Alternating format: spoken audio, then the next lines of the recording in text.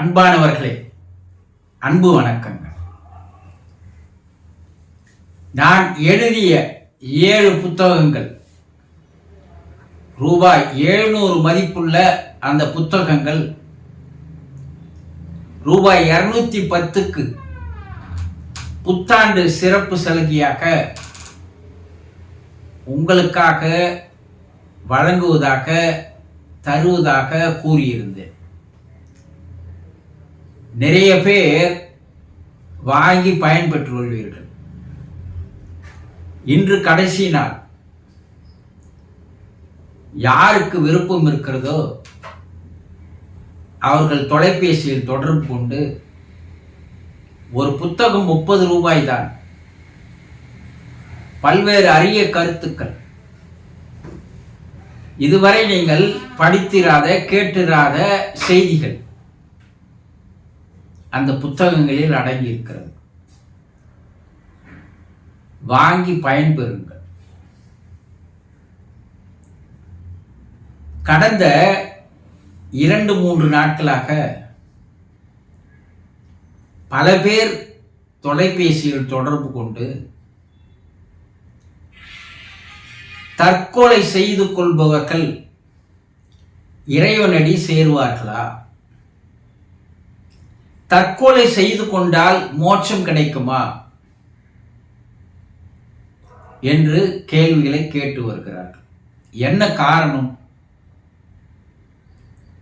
கடந்த 28ஆம் தேதி திருவண்ணாமலையில் கிரிவல பாதையில் ஒரு பண்ணை வீட்டில் ஒரே குடும்பத்தைச் சேர்ந்த 4 பேர், கணவன் மனைவி, மகன் மகள்,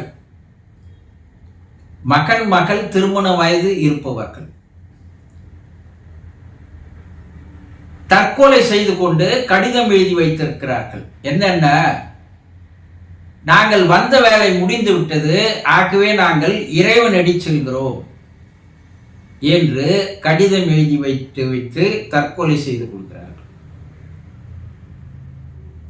இவர்கள் வந்த வேலை முடிந்து விட்டதாம். அவங்க எதுக்கு வந்தாங்கன்னே தெரியல, இன்னும் தெரிந்து கொள்ளவில்லை. அப்படி இருக்கும்போது அவர்களுக்கு எந்த வேலை முடிந்து விட்டது, அப்படி தற்கொலை செய்து கொண்டால் இறைவனடி சேருவார்களா? அப்ப இதுவரைக்கும் தற்கொலை செய்து கொண்டவர்கள் எல்லாம் இறைவனடி சேர்ந்திருக்கிறார்களா என்று பல பேர் பல்வேறு விதமான சந்தேகங்களை எழுப்புகின்ற வகையில் அவர்களுடைய செயல் இருக்கிறது. இது என்னன்னா, ஆன்மீகத்தின் பெயரை சொல்லி செய்து கொள்கின்ற ஒரு முட்டாள்தனமான செயலாகும். அதுவும் ஆன்மீக தலைநகரில், நினைத்தாலே முக்தி தரும் என்று சொல்லக்கூடிய அற்புதமான திருத்தலத்தில் பல்வேறு சித்தர்கள், யோகிகள், ரிஷிகள், முனிவர்கள், அவதாரங்கள் வாழ்ந்த இடம். இதுவரைக்கும் யாரோ அங்க வாழ்ந்த ரிஷிகளோ முனிவர்களோ அவதாரங்களோ தற்கொலை செய்து கொண்டால் இறைவனடி சேர்வோம்னு சொல்லதில்லை. இது எவ்வளவு பெரிய ஒரு கேலிக்குரிய செயல் பாருங்க. இறைவனடி யார் சேர்வார்? இறப்பவர்கள் யாருமே இறைவனடி சேர முடியாது. நம்ம என்ன போட்டுக்கிறோம் பத்திரிக்கையில, இறந்தார்னா இறைவனடி சேர்ந்தார், சிவபதவி அடைந்தார், இல்லையா? இறைவனுக்குள் ஐக்கியமானார், சிவலோக பதவி அடைந்தார், இப்படி பல பேர் போட்டுக்கிறோம் இல்லையா? இறந்ததும் அவருக்கு ஒட்டுகின்ற இரங்கல் போஸ்டர்ல சிவலோக பதவி அடைந்தார், இறைவனடி சேர்ந்தார். இறைவனடி யார் சேர்வாங்க? சத்தமெல்லாம் சேர்ந்துருவானா? இல்லையே. ஐயன் வள்ளுவர் என்ன சொல்லுகிறாரு?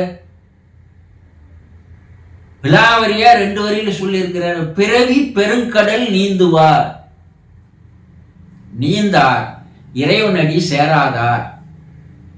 பிறவி பெருங்கடல் நீந்துவார், இறைவனடி சேருவார், நீந்தாதார் இறைவனடி சேரார் சொல்லுகிறார்ல. பிறவி பெருங்கடல் என்பது என்ன? இந்த பிறவி, பிறப்பு இறப்பு, பிறப்பு இறப்பு என்று சொல்லக்கூடிய இந்த பிறப்பு இறப்பு சக்கரத்தில், சம்சார சக்கரத்தில் இருந்து யார் விடுபடுகிறார்கள்? இந்த பிறவி சக்கரத்தில் இருந்து யார் விடுபடுகிறார்கள்? அவர்கள் மட்டும்தான் இறைவனடி சேருவார்கள். அவர்களுக்கு தான் மோட்சம் கிடைக்கும், சிவலோக பதவி கிடைக்கும், இறைவனடி கிடைக்கும் சொல்லியிருக்கிறார்ல. வையத்துள் வாழ்வாங்கு வாழ்பவர் வான் உரையும் தெய்வத்துள் வைக்கப்படும். இந்த பூமியில யார் நல்ல ஒரு வாழ்க்கையை வாழ்கிறார்களோ, செம்மையான, புனிதமான, தூய்மையான, பரிசுத்தமான வாழ்க்கையை யார் வாழ்கிறார்களோ, அவர்களுடைய ஆன்மாதான் வானுரையும் தெய்வத்தினோடு போய் சேரும் சொல்றாங்கல்ல. இப்ப மோட்சம் என்ன, விடுதலை என்ன, வீடு பேர் என்ன, சிவநிலை என்ன, சிவகதி என்ன, இறைவனடி என்ன, ஐக்கியமாதல் என்ன, இத நீங்க தெளிவா தெரிஞ்சுக்கணும். இவங்களை போல முட்டாள்தனமான செயல்களில் தயவு செய்து ஈடுபடாதீர்கள். எப்போது மனிதனுக்கு மனம் என்ற ஒன்று இருக்கிறதோ, அந்த மனம் இருக்கும் வரை அவன் இறைவனிடம் சேர முடியாது. வந்த நோக்கம் என்ன? இறைவன் உங்களை படைத்ததனுடைய, உங்களை உருவாக்கியதனுடைய நோக்கம், குறிக்கோள், லட்சியம் என்ன? அது முதல்ல தெளிவா எத்தனை பேர் தெரிஞ்சுன்னு இருக்கிறீங்க?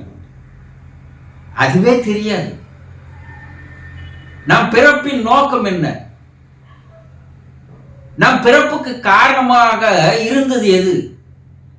முற்பிறப்பினுடைய கர்மா இப்பிறப்பு வருவதற்கு காரணமாக இருக்கிறது என்று சித்தர்கள் கூறுகிறார்கள் இல்லையா? முற்பிறப்பு கர்மா இப்பிறப்பு காரணமாகிறது, இப்பிறப்பு கர்மா அடுத்த பிறப்புக்கு காரணமாகிறது. அப்ப அந்த கர்மா, சமஸ்காரங்கள், பதிவுகள், வாசனைகள் பல பேர் சொல்றோம் இல்லையா? அந்த பாவ புண்ணியம் சொல்றது தான் இதெல்லாம். இந்த பாவ புண்ணியங்கள், சமஸ்காரங்கள், பதிவுகள், வாசனைகள் இவையெல்லாம் அடங்கிய ஒரு பெட்டகம் தான் மனம். மனத்தில் தானே நீ செய்யற பாவ புண்ணியம் போது சேருது, அக்கௌண்ட் அங்கதானே கிரெடிட் ஆகுது. சோ இந்த மனம் இருக்கின்ற வரை மனிதனுக்கு பிறப்புகள் தொடருமே தவிர அவனுக்கு மோட்சம், விடுதலை, வீடு பேரு, சிவகதி, சிவநிலை கிடைக்காது, இறைவனடி சேர முடியாது. அப்ப அவங்க எப்படிதான் இருப்பாங்க? மறுபடியும் பிறப்பாங்க, மறுபடியும் இறப்பாங்க, மறுபடியும் பிறப்பாங்க. பத்திரிகையில போட்டுக்கலாம், சிவனடி சேர்ந்தார், இறைவனடி சேர்ந்தார், சிவலோக பதவி அடைந்தார், சிவ பதவி அடைந்தார். எந்த பதவியும் அடைய மாட்டான். மறுபடியும் மறுபடியும் இதுலதான் அவன் சுழன்று கொண்டிருப்பான். இப்ப விடுதலை என்பது என்ன? இந்த கூண்டுக்குள், என்ஜான் உடம்புக்குள் இருக்கின்ற ஆன்மா, அந்த ஆன்மா வெளியேறும் போது, அந்த உயிர் வெளியேறும் போது அவனுடைய மனமும் வெளியேறுகிறது. அந்த மனமும் ஆன்மாவும் ஒரு நாணயத்தின் ரெண்டு பக்கமாக இருக்கிறது. அப்ப அந்த மனம் இருக்கின்ற வரை ஆன்மாவும் தொடர்ந்து கொண்டிருக்கும். இந்த மனம் இல்லாத போது அந்த ஆன்மா சுதந்திரமாக மேல் நோக்கி சென்று இறைவனடி சேர்கிறது, மோட்சம் கிடைக்கிறது, வீடு பேறு கிடைக்கிறது, விடுதலை கிடைக்கிறது. அது வரைக்கும் அந்த ஆன்மாவுக்கு விடுதலை இல்லை. ஏன்னா அந்த ஆன்மாவை பிடித்து வைத்துக் கொண்டிருப்பது மனம். அப்ப அந்த மனம் இருக்கின்ற வரை யாருக்குமே விடுதலை கிடைக்காது, மோட்சம் கிடைக்காது, சிவலோக பதவி கிடைக்காது. இததான் வள்ளுவன் பிறவி பெருங்கடல் சொன்னார். பிறப்பு இறப்பு, பிறப்பு இறப்பு என்ற அந்த பெருங்கடல் நீந்துவார், நீந்து கடப்பவர் இறைவனடி சேருவார்கள்.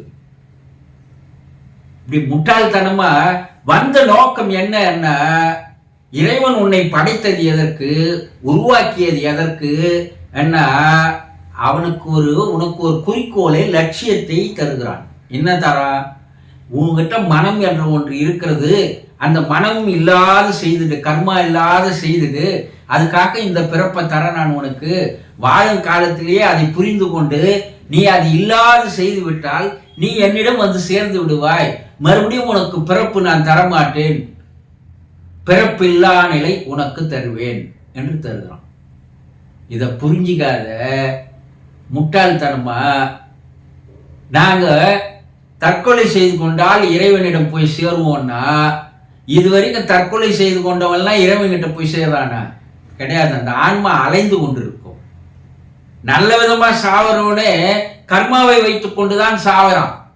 அதுக்குண்டான தண்டனையை அவன் ஆவி உலகத்தில் அனுபவிச்சுட்டு மறுபடியும் ஒரு பிறப்பை எடுக்கிறான். அப்போ எப்போது மனிதர்களுக்கு மனம் என்ற ஒன்று இல்லாமல் போகிறதோ, கர்மா என்ற ஒன்று இல்லாமல் போகிறதோ, அப்போதுதான் அவனுக்கு மோட்சம் கிடைக்கும், இறைவனடி கிடைக்கும். அது வரைக்கும் கிடைக்காது என்பதை தயவு செய்து புரிந்து கொள்ளுங்கள். இவர்களை போல ஒரு முட்டாள்தனமான செயல்களில் இறங்கி பல்வேறு மனிதர்களிடையே சந்தேகங்களை கிளப்பி விடுகிறார்கள். வெளிநாட்டில் ஒருத்தன் அப்படிதான் ஒரு மத தலைவர் என்று பெயரை சொல்லிக்கொண்டு எல்லோரும் தற்கொலை செய்து கொண்டால் இறைவனிடம் போய் சேரலான்னு சொல்லி ஒரு கும்பலியே தற்கொலை செய்ய வைத்தான். கடைசியில் அவனை சிறையில் அடைத்தார்கள். பிறப்பும் இறப்பும் இறைவனிடம் இருக்கிறது. இறைவன் தந்த உயிரை எடுத்துக்கொள்வதற்கு நமக்கு யாருக்கும் உரிமை இல்லை. மறுபடியும் எடுத்துக்கொள்ளுகின்ற உரிமை அவனுக்கு மட்டுமே இருக்கிறது தவிர நமக்கு கிடையாது. நாம் மேல அந்த பாவத்தை சேர்த்துக்கிறோம். ஆக மனம் இருக்கும் வரை மனிதனுக்கு பிறவி சக்கரம் இருக்கும். அவனுக்கு இறைவனடி கிடைக்காது. மறுபடியும் அவன் பிறப்பான் இறப்பான். மனம் இல்லாத போது அவனுக்கு மோட்சமும் விடுதலையும் கிடைக்கும், இறைவனடி கிடைக்கும் என்பதை தெளிவாக தெரிந்து கொள்ளுங்கள். புரிந்து கொண்டீர்களா? சந்தோஷம்.